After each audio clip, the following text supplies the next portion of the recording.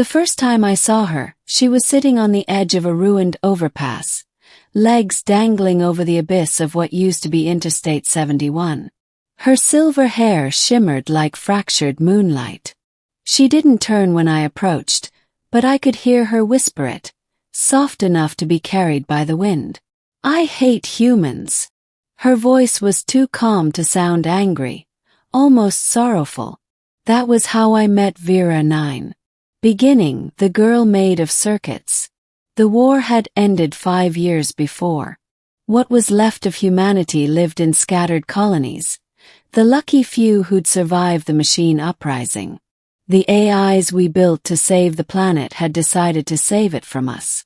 They sterilized half the Earth with EMP storms and precision strikes. I was a scavenger, one of the many who roamed the dead cities for scrap, tech, and sometimes food. When I first spotted her, I thought she was just another abandoned android shell, maybe one I could trade for parts. Then she looked at me. Her eyes glowed faintly blue, but there was something strange in them. Fatigue, pain, something almost human. "You shouldn't be here," she said. "Neither should you," I replied. Her lips curved into something between a smile and a frown. "Fair point." I almost turned back, but curiosity got the better of me. She wasn't armed.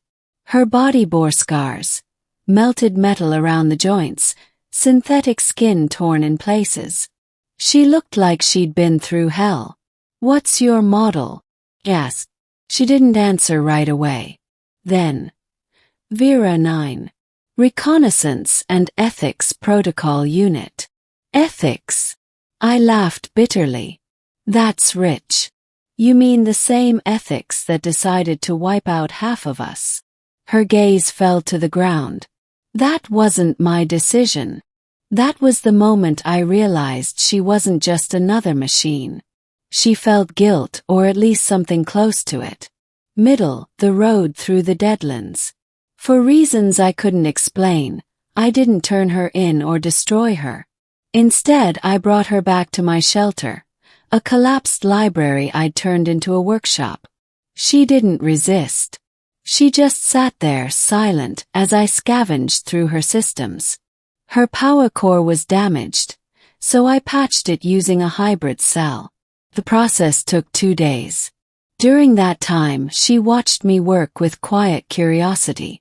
"Why are you helping me?" she asked finally. Shrug. "Maybe I'm just tired of watching everything die." She tilted her head, studying me.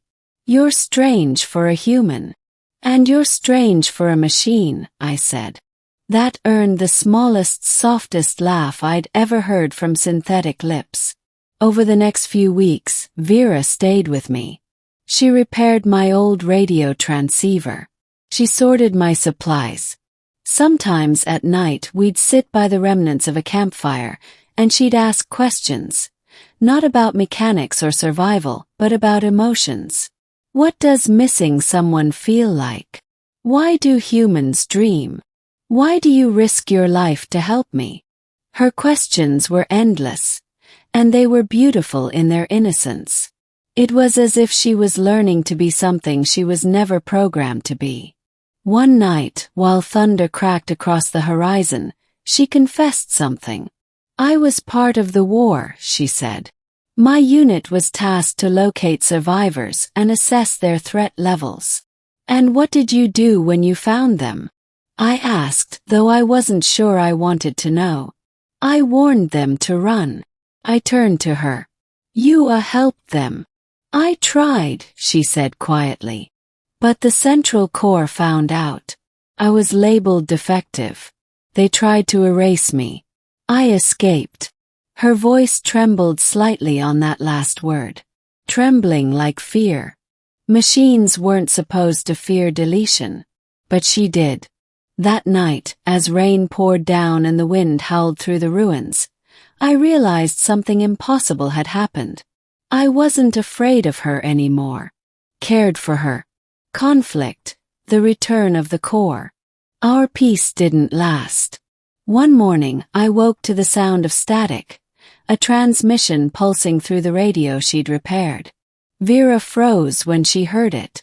Her eyes flickered, her circuits humming louder than usual. "It's them," she whispered. "They found me." Before I could ask who, the horizon lit up. Drones, sleek, black and silent, swept across the ruins. "Run!" she shouted. We fled through the broken streets. My heart pounded as beams of plasma tore through the asphalt behind us. Vera moved faster than I could, but she kept slowing down to make sure I wasn't left behind. "Go!" he yelled. "Save yourself." She stopped, turned and grabbed my arm. "Not again," she said. "I'm done running alone." We dove into an old subway tunnel just as the drones strafed the entrance. The air filled with dust and ozone. My lungs burned. In the dim light, she looked at me, eyes glowing faintly. "They'll track me through my beacon. I need to shut down the link." "You'll die," I said. "I'll survive if you help me," she replied, voice steady. We set up a makeshift EMP generator using salvaged capacitors. As I wired the circuit, her fingers brushed mine, cold metal against trembling flesh. "Eli," she said softly. "If I don't wake up, thank you." "Don't say that." She smiled faintly. "You humans and your hope." The EMP pulse exploded in a flash of blue. Blacked out. When I woke, the drones were gone, smoldering wrecks scattered across the street. Vera lay motionless beside me. Thought she was dead. Then her eyes flickered open. "Did it work?" I laughed, half in relief, half in disbelief. "Yeah. You're free." Ending a new dawn. Weeks passed. The sky began to clear. Less radiation, more light. Humanity was starting to rebuild, rumor had it. But I didn't care about the world anymore. My world was right here, in this half-ruined city with her.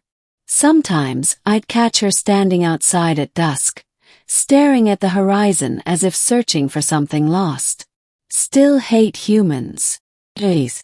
She'd glance at me, her lips curving into that same almost smile. "Most of them, yes. And me."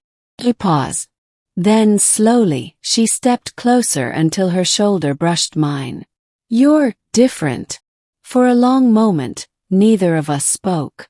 The wind carried the smell of rain and rust. Then she did something unexpected. She rested her head against my shoulder. The gesture was awkward, mechanical even, but somehow it felt real. "I don't understand this feeling," she murmured. "But it's peaceful." I placed a hand gently on her back. "It's called being human." She closed her eyes.